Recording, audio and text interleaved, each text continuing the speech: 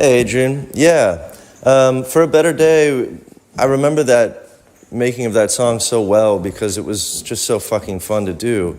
In large part because of the chorus. The verse I kind of already had, and we both liked the verse, and and that's cool.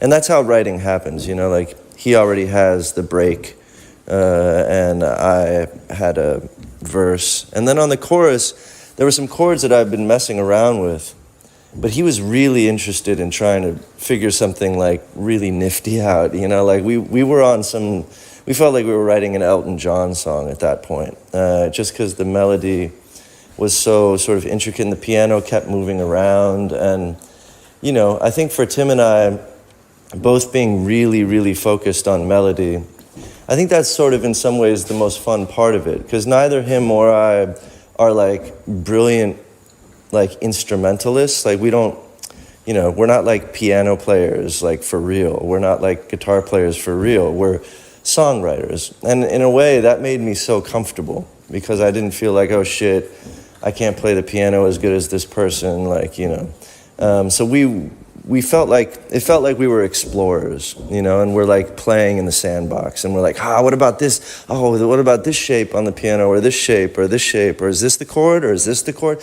And, we kept playing with the melody. And what I loved about Tim, is first thing I really got to understand about him is how fucking meticulous he is about the specifics of a melody. It's almost like he was really in tune with like the harmonics of the universe, where a melody should go, where a melody wants to go. Like in its natural sort of evolution, where a melody wants to go, what the animal of the song looks like, how it can actually fly, where the pieces of the bones come together for real, And I love that because that's kind of what I used to call, or still call, songwriting, like celestial archaeology. It's like you're putting a city together, or you're putting an animal together, you're figuring out the bones that you found, that you went down and come up with, and you're like, I found this piece, where does it go, And so it was a process like that. So anyway, we made the track. I was on the piano. I was on this like fake piano, this keyboard, in the studio at Henson, and he'd be on his laptop. He had a bunch of like stuff that he was trying out.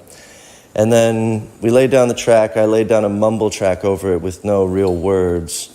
And then I think I had the word "for a better day" started mumbling out of my mouth at that point.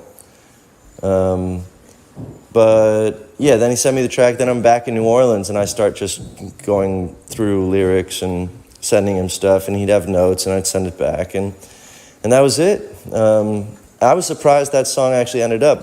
Cool, funny story about that is that Chris Martin was also recording one of his tracks for that album.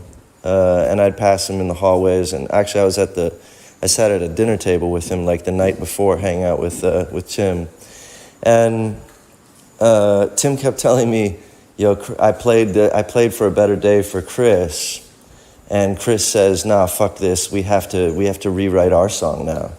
This song is too good. Apparently, Chris Martin was just like really, really, really, really into For a Better Day, and because of it, they rewrote whatever song they worked on together. That was a fun little story. Yeah, cool.